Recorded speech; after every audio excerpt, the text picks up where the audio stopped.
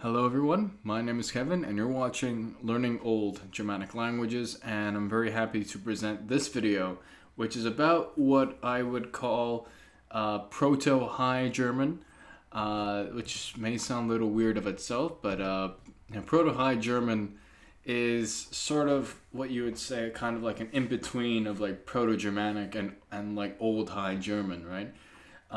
You could also say that it's a dialect of Proto-West Germanic, if you will.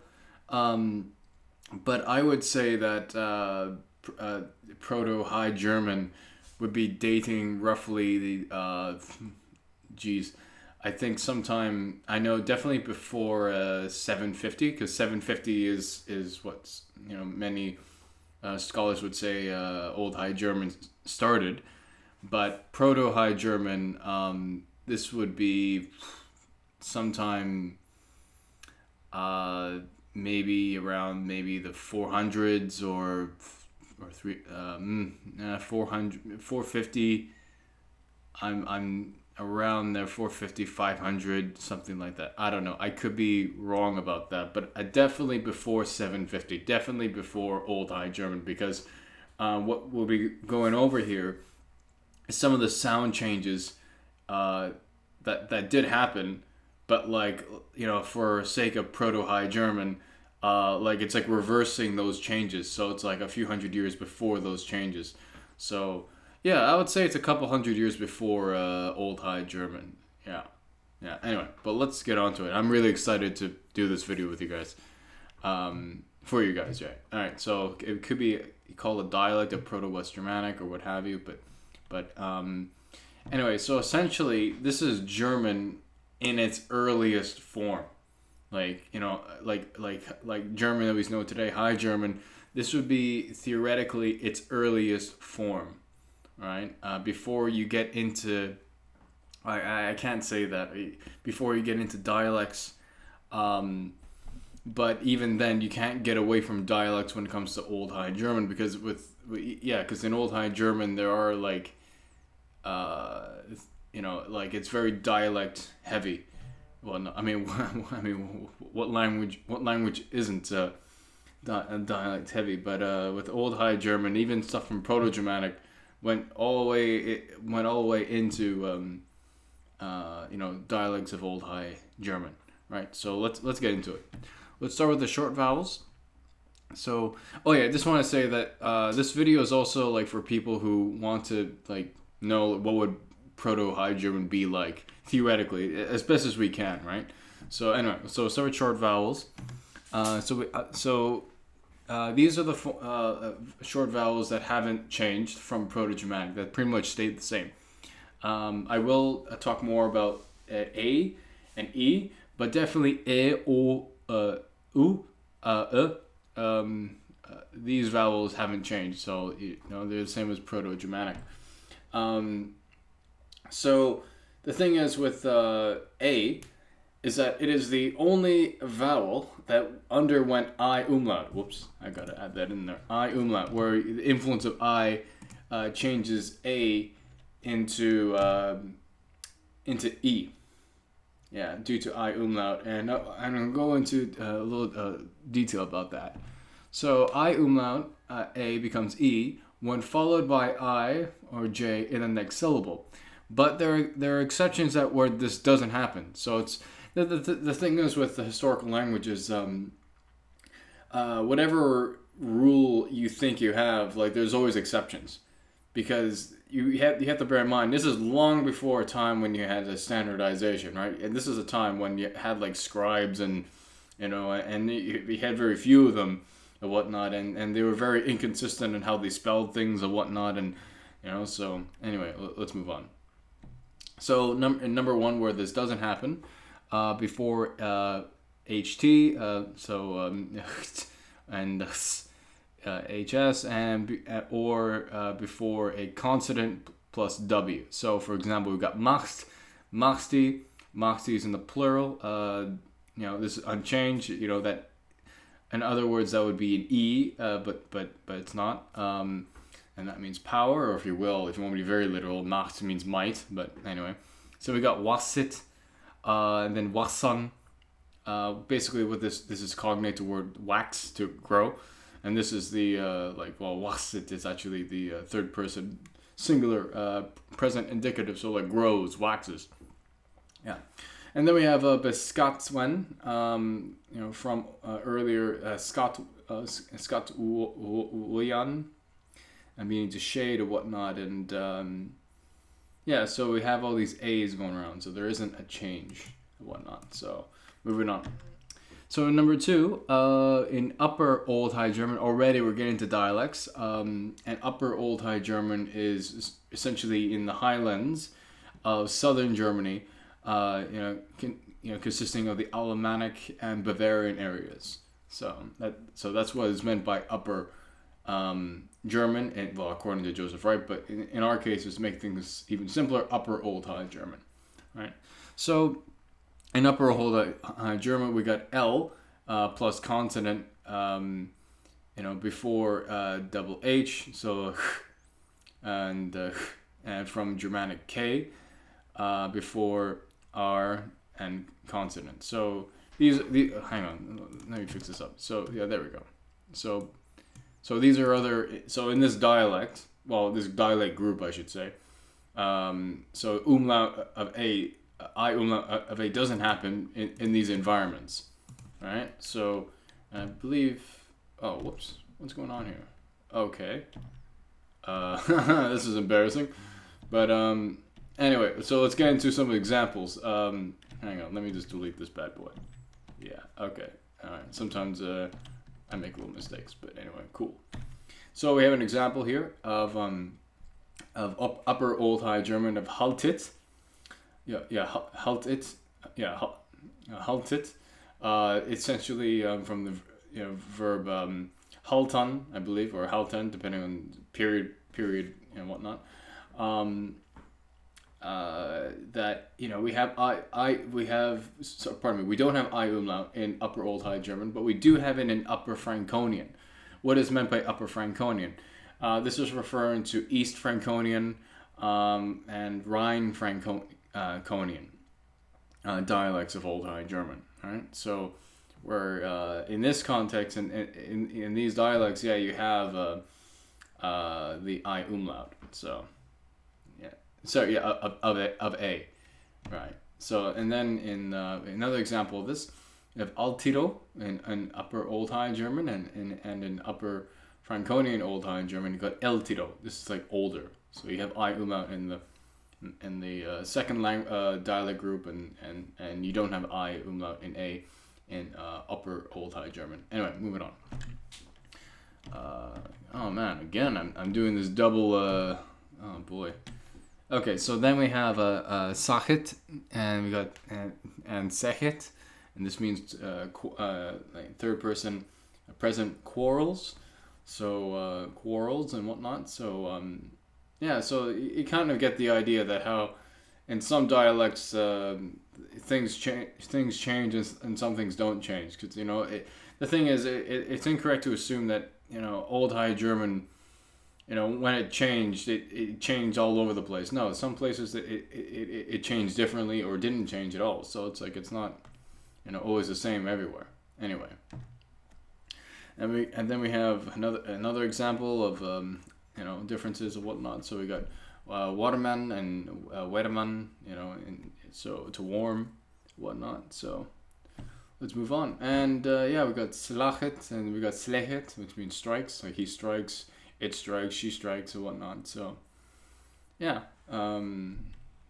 hit and whatnot. So anyway, then you have in the third context where I umlaut of A doesn't happen in when you have words ending with nissi or nissa. Nissi and nissa, that's like today's English, like ness, like happiness, and whatnot. So and then you got lich, which is kind of like. I know it's cognate to the English, Old English leak, and you use it in like what's it called, adjectives, whatnot. But it's kind of like the li in English and whatnot, and the lich in German. But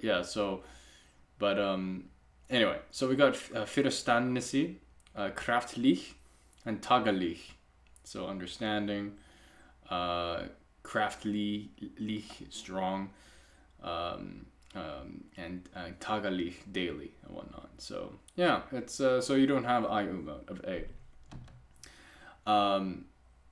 Then, you know, as I showed earlier about the discussion of E, well, Proto-Germanic E became I when followed by U in the next syllable. And here are some examples. So hilfu, hilfu meaning I help, you know, or, you know, this is without the personal pronoun. From helfan, to help. Biru, meaning I bear. From beran, you know, to bear, to help. And then we got gibu, which means I help. Sorry, I give. From geban, to help. And we got sibun, which means 7. So essentially, in Old High German, if you have a U, a U in the next syllable, if you have an E in the previous one, it would be an I, as shown here, right? So anyway, and but then again, old languages being old languages, you know, they sometimes don't obey their own rules, you know. So I guess you could get away with saying helfu, or beru, or excuse me, gebu, you know, since you have this, right? So yeah, but generally it's that you know, essentially that's how it would be. But like anyway, but moving on. Then you got E, becomes Old High German I. Oh man, this was a very hard part when I was making this video. So this comes from two places, from Proto-Germanic EW, EWJ became IWW, then IWW became IUW, and then became U. And we see this in words like newy, meaning new, and we see it in the siwan, to sow, and whatnot. And then through the other means of Proto-Germanic, where you had the U. So it's essentially how the E became Old High German I. But there are times where like it hasn't changed. But anyway, here's the context. So in the second context, Old High German EU became Old High German U. So through the process of EWW became IUW, and then U, and then this an example is Old High German Ir, which is Ir is like well, yeah, it's like ye, or ye in early modern English. It's like saying you, but like plural. Yeah. So yeah. Oh wait, I gotta get rid of that. So yeah. So I guess an older form. No. Yeah. Okay, I won't get into that right now. Anyway, so yeah. So this is basically how E turned into I. So anyway. So moving on. Oh man, I got all these double slides here. Forgive me, my God. Okay, so then we have, you know, we got lernen beside lernen. We got wissa, lernen and nirnen means to learn. Whatnot. We got wissa beside wessa, meaning I knew. We got skiff beside skef, meaning ship. We got skirm beside skerm. So again, you know, standardization wasn't around or whatnot, and these sound changes aren't consistent everywhere. You know, that's something to bear in mind. And then we have E becoming Germanic O due to the influence of W. All right, so we got wola, meaning well, wolta, meaning, well, in Joseph Wright's book, he says that it means I would, and I guess it could mean that. Hang on, depending on the context, but it can also say, I think as well, It's like saying I wanted as well. Anyway, but then you got world, which means world. But at the same time, you also have Wella, Welta, and Weralt. So, again, it's not like consistent everywhere. The opposite could be the unchanged could be the case as well. Anyway, so we're getting to long vowels now. So unchanged from Proto-Germanic was long A, and I'll talk more about that later. You got E and U. So E and U are unchanged, so don't have to worry about that.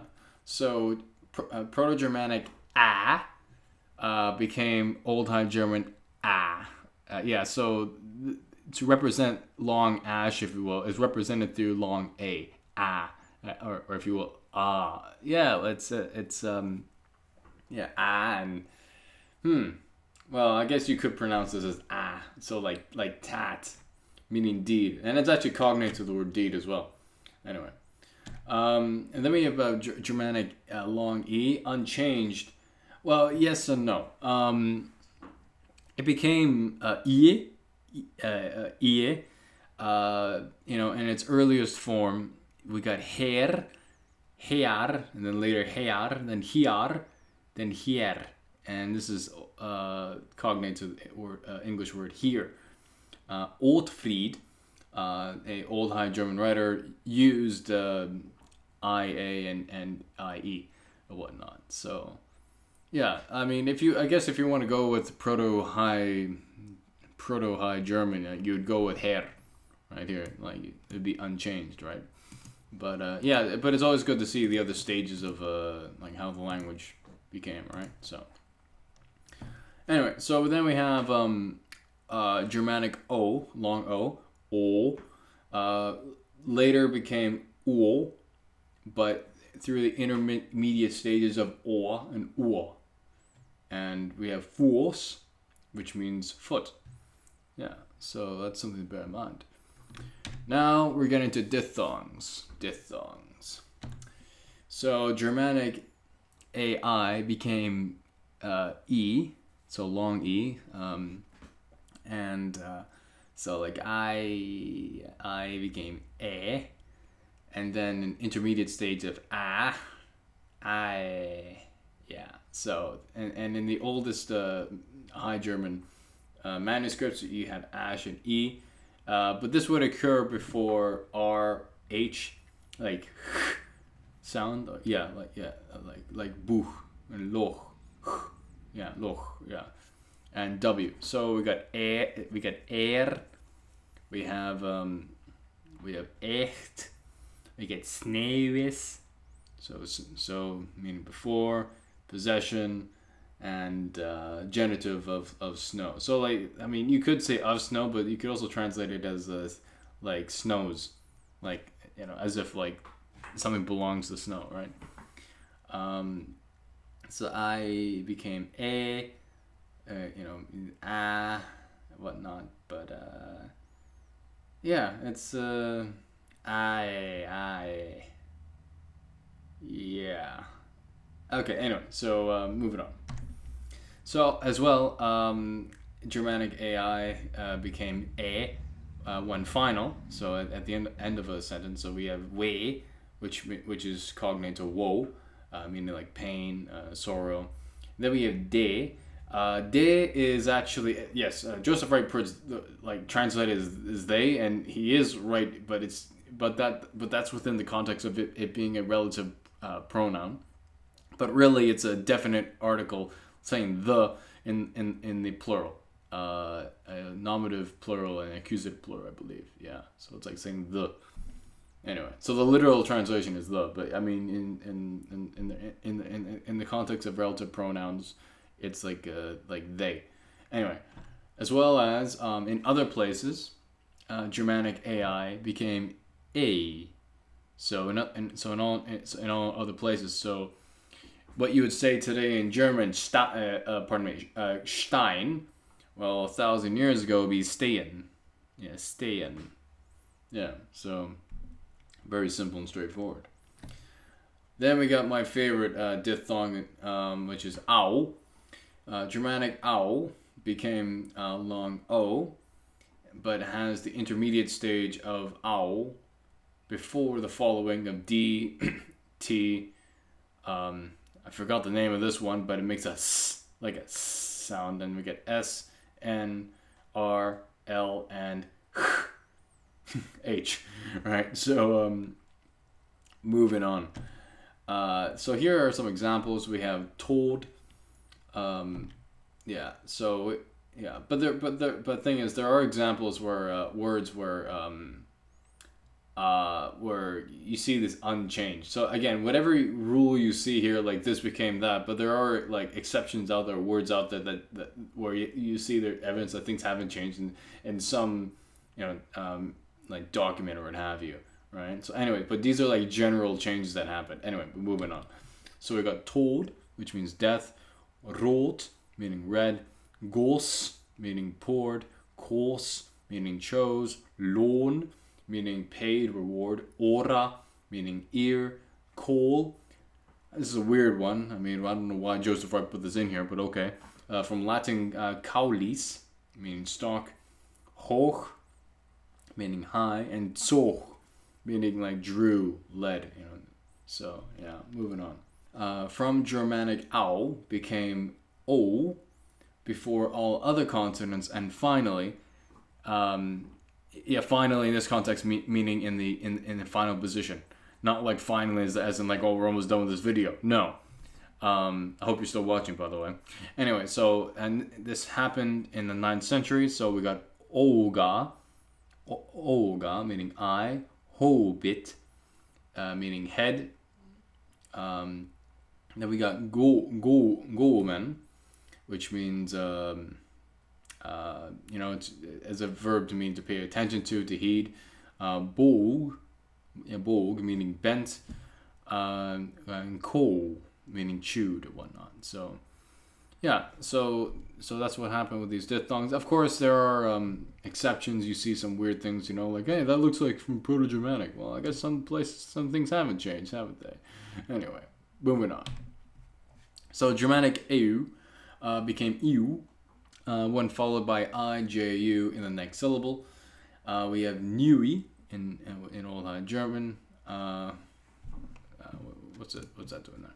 Anyway, so we got neui from new, liuchten, meaning to light, husit, meaning to chooses, the third person singular, and kyusu, meaning I choose, right? So it's so we have this iu, whatnot, because we have this followed by iju in the next syllable. But what's going on here? Why don't we see that? Well, it's like this because, how can I word this? In the earlier form of this word, there is I believe a J. Yeah, I believe. One would have to look up the etymology of this word, But anyway, it's hard to fit everything in one slide, right? But anyway, moving on. Germanic EU became EU became IU in Upper Old High German. Upper Old High German, and as I said before, Upper Old High German, or Upper German, if you will, is referring to Alemannic and Bavarian. So this is before labials and velars, except H and H, or I believe it's a H sound. Anyway, so this is So in Upper German, Upper Old High German, we got Liup, Tiuf, Siuch. And this, hey, this may sound like a contradiction. How come it's not this, but you have this? Well, the thing is, this H is actually from Germanic K. Yeah. So, like, and Siuch is actually cognate to English sick, or not. So, yeah, and it means the same thing, too. So, then we got Liugan, meaning to lie. Right. So, moving on. But in Franconian Old High German, we got Liup, we got Tiof, Sioch, and Liugan. Yeah, so essentially in Old High German, it became IU, and I guess more or less IO in Franconian Old High German. But then again, like one has to wonder whether it was both became both in IU in Old High German and Franconian Old High German, or whether they both had it and Franconian changed, or what have you. Because the thing is, both of them have liucht and liuchten. So it gets, so yeah, that's the thing with the sound changes. You know, it's not consistent. It's very complex, and we have to offer a respectful basis for people who can understand this stuff, like Joseph Wright. Anyway, so a Germanic AU became Old High German AO, Old High German AO, and with the intermediate stage of EO. Altfried used IA or IA in the first half of the 9th century. So we have Liucht, meaning light. We have Kyosan, meaning to choose. So yeah, moving on. Now this part, and I forgot to put a slide for this. Anyway, so this is the my favorite part of the video. This is essentially like the consonants that that got changed, if you will, in the stage of what you would call Proto-High German, or what Joseph Wright calls primitive High German. Because thing is, for those of you who have studied German historical phonology, is that Old High German went through consonant shifts, and here are the sounds that got changed, so to speak. So what's going to be cool is that we're going to see what these changes would look like. What these old how can I word this? Like what words of Proto-High German would look like as if they didn't change. Right. So let's. But before I get into that, for those of you who are not well versed with linguistics, I'm going to read out this chart. That make it easy for you guys. This chart is actually from Joseph Wright's primer of Old High German. I have modernized it because late 19th century, early 20th century grammar books and linguistics and whatnot about historical linguistics, they use different words and whatnot. And so, for example, what they would call a guttural is now called a velar or velar. And what they would call then a spirant is what we call now a fricative, right? So anyway, let's read these out. So we got labials. P, B, F. And then we got this here is like a V sound, it's like a V sound. I mean, I'm not, forgive me if I get some of this wrong, but like I know like more or less the gist of what this sound's supposed to be, like a V sound. Then we got interdental. We have this is like th is in thin, and this is a voiced, so it's a v sound, where you have vibration in the vocal folds. So voiced is like that vibration you have in your mouth, like v, and voiceless is like or actually today people say unvoiced, but whatever. I mean in the grammar book, voiceless, unvoiced means the same thing, right? Anyway, but so we got the, we got our dentals here. We got t, s, very simple, and we got our velars here. Got k, g, and then we got this is kind of like kind of how you say in today's German, like buch, like sound. And this is a voiced velar fricative, or what I like to call in my other channel, the Grendelg. I don't know if I'm pronouncing this correctly, but it's something like so yeah, it's something like that. Like it's a deep sort of sounds like so like yeah. So I'll give an old English example. It's like bohan, yeah, bohan. For those of you who know linguistics or whatnot, I mean, you probably would make a better example of that than myself. But anyway, moving on. So let's get into the real juicy stuff of this video. So the generalizations. generalization. So P, so this is kind of going into like the changes that happened and whatnot, but like let's say they didn't happen. So in Proto-High German, you have slapen, open, skip, but in Old High German you got slaffen, offen, skiff. So and then we got sleep, open, ship. Yeah. So already this, what does this look like? I mean, just looking at it, I could easily mistake this for like Old Saxon or Old Dutch or something like that, which is kind of cool. Anyway, wait, yeah, I better hang on. Yeah, these are unattested words, right? So you kind of have to put these. Yeah, the star here is the asterisk indicates like a reconstruction or not from the period. So yeah, so if you see that in a grammar book, like with that's why. Anyway, moving on. T. So we have Hetan in Proto-High German, Etan in Proto-High German, and Hwat. I mean, already I feel like I'm reading Old English because Etan and Hwat or Old Saxon Hwat, but in Old High German this became Hesan, Essan, and older documents have Hwas, but like the thing is, pretty early on that got dropped in Old High German. But anyway, so this is call, as in like to name or what have you, like to name or be named, and in some contexts command or whatnot. Anyway, we've got eat and what. So that's pretty cool. That's pretty cool. And then we have with K, so Proto-High German would be Teiken. We got Makon, and we got Ik, and we have Zeichen. We got Machon, Horn, and Ich. Yeah, so and this is token, to make, and the I pronoun, so personal pronoun. Yeah.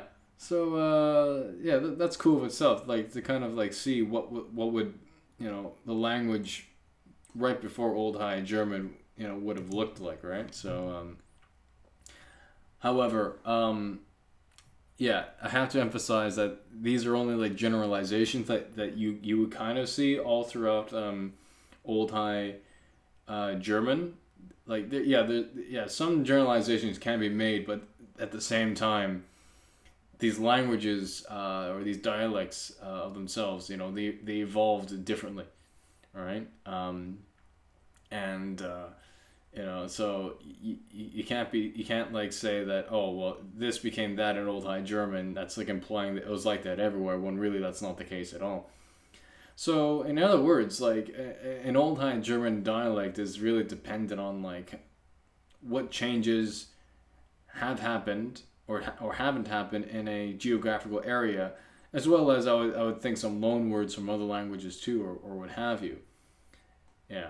So anyway, guys, that's it for this video.